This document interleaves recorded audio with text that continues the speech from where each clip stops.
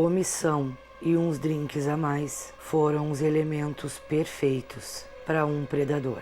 Ele já tinha escolhido o alvo e com muita paciência ele esperou a hora certa para atacar. Essa é a história de Libby Ann Squire. Deixa um comentário para me ajudar e senta aí que eu te conto.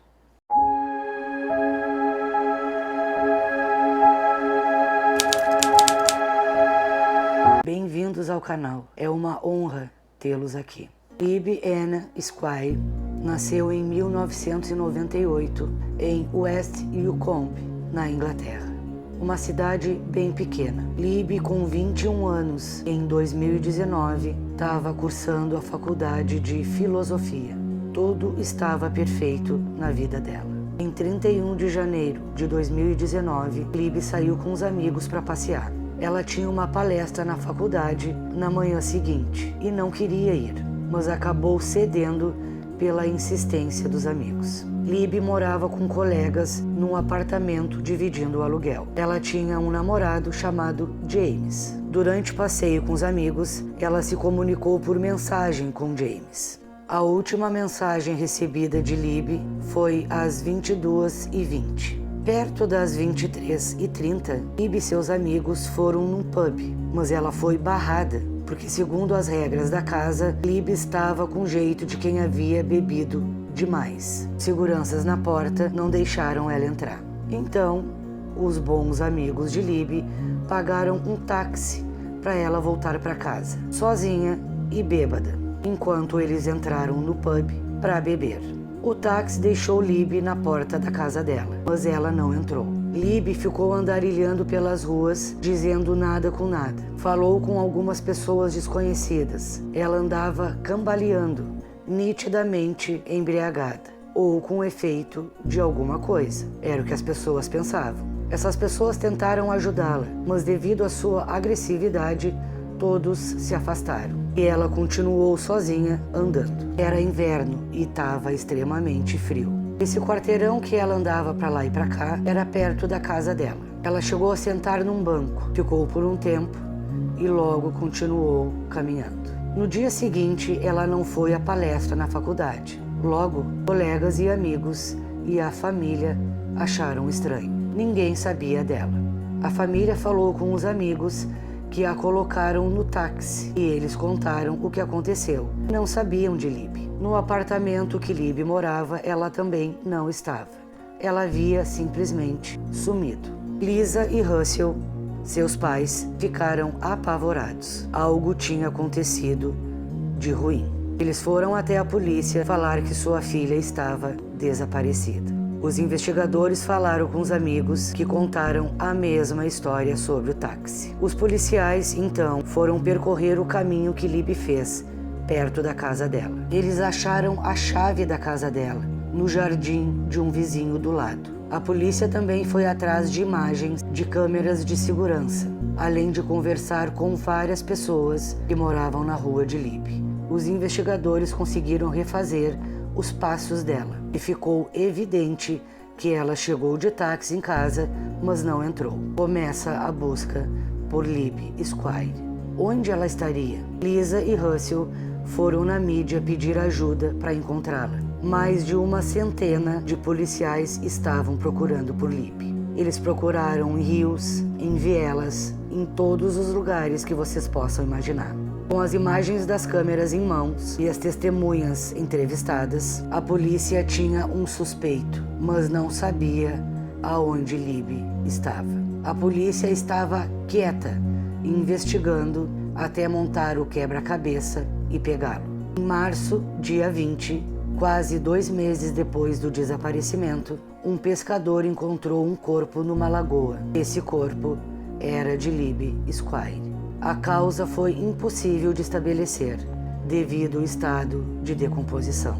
No início das investigações, antes do corpo ser encontrado, a polícia interrogou um homem de 24 anos chamado Powell Helowicz e ele foi liberado. Ele é polonês, era casado e tem 2 filhos. A sua profissão é açougueiro. Powell disse para a polícia que ofereceu uma carona para Libby quando ela estava vagando na rua. Ela aceitou e foi deixada perto de um campo, e ele não a viu mais. Inclusive, ele disse para a polícia que ele não tinha feito nada de errado e era para os investigadores olharem as câmeras. E foi isso que eles fizeram. Powell foi preso por estupro, você sabe o que é, e por assassinato. Enquanto era algemado, ele alegava inocência. Powell vai a julgamento e o Ministério Público afirmou naquela noite Libby estava vulnerável por estar embriagada. Estava muito frio, ela estava sozinha, perdeu sua chave no jardim do vizinho. Por isso, talvez, ela não tenha conseguido entrar em casa e saiu andarilhando pela rua, apavorada e chorando. E a agressividade dela era porque ela estava extremamente nervosa, sozinha e com frio. Devido a isso tudo, o Ministério Público disse que ela estaria hipotérmica, estaria desorientada porque esses fatores agravaram o caso dela. No julgamento, várias testemunhas foram ouvidas. Todas relataram o estado crítico que Libby estava. Uma testemunha disse que viu Libby ao descer do táxi, caindo de cara no chão. E quando conseguiu levantar, tropeçava sem parar. Nas imagens das câmeras de segurança, é possível observar Libby cambaleando, fazendo muito esforço para caminhar. As vizinhas de Libby falaram que quando ela desceu do táxi, chorava muito. Essas vizinhas a convidaram para entrar, mas Libby não aceitou. Enquanto Libby andava sem rumo na rua, Powell estava passando de carro, atrás de uma vítima perfeita. E ele já tinha encontrado. Ele estava na espreita, esperando a hora certa para pegá-la. Com muita paciência, o que é típico de um predador, porque isso é prazeroso para eles. Eles realmente caçam a sua presa. Um pouco depois da meia-noite, seguro, sabendo o que estava fazendo, frio e calculista, Powell ataca. Ele para e oferece uma carona para Libby. Ele tinha um histórico de predar outras mulheres. Ele já fazia isso há muito tempo. Ele sempre foi assim. Todas as afirmações do Ministério Público no tribunal foram feitas de acordo com as imagens das câmeras na rua. Depois que Powell deu a carona para Libby, ele fez tudo o que vocês podem imaginar e colocou Libby no lago. O legista não conseguiu identificar se ela ainda estava com vida. Era inverno e o lago estava congelante. O morador perto do lago ouviu os gritos dela e um homem indo embora. Fora os arranhões que ele tinha no rosto quando foi interrogado pela primeira vez e foi liberado.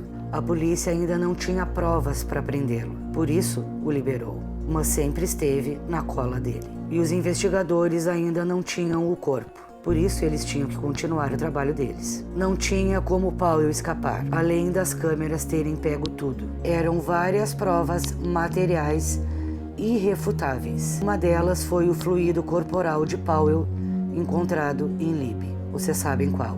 Um vizinho de Powell falou no tribunal que o viu limpando todo o seu carro por dentro, algo que ele não fazia, até porque estava muito frio para isso, dia após o desaparecimento. A defesa do réu alegou que ele deu uma carona para a vítima e tudo o que aconteceu foi consensual. Powell também falou no julgamento. Ele disse que Libby atentou contra si mesma. Admitiu que ele tinha feito coisas no passado, mas era um novo homem. Mentira. Predadores não têm cura. Powell falou que Libby queria parar no campo, porque estava enjoada, queria vomitar e ele não quis contrariar. A deixou lá e foi embora. Lisa, a mãe, disse que jamais Libby teria chegado perto do lago, porque ela tinha muito medo de água. Nem na piscina ela entrava. Libby jamais se jogaria na água. Powell foi condenado porque não restava dúvidas da autoria, segundo a juíza. A sentença foi de 27 anos por assassinato e 18 por estupro. Você sabe. A pena será cumprida em regime fechado e na sua integralidade. Depois de cumprir todos esses anos, Powell poderá entrar com pedido de condicional, que poderá ser acatado ou não. Tomara que não. Powell nasceu em 94 na Polônia e foi para a Inglaterra em 2015. Em 2016, ele conheceu a sua esposa num site de relacionamento. Ela, em pouco tempo, sai da Polônia e vai morar com ele na Inglaterra. E eles têm 2 filhos. Depois do julgamento, ela pede o divórcio e volta para a Polônia. Lib Squire estava completamente bêbada, desorientada, sem capacidade de raciocínio e de ficar sozinha. E os amigos a colocaram num táxi e mandaram para casa. Eles foram omissos e talvez eles tenham uma parcela de culpa nisso, porque omissão também é crime.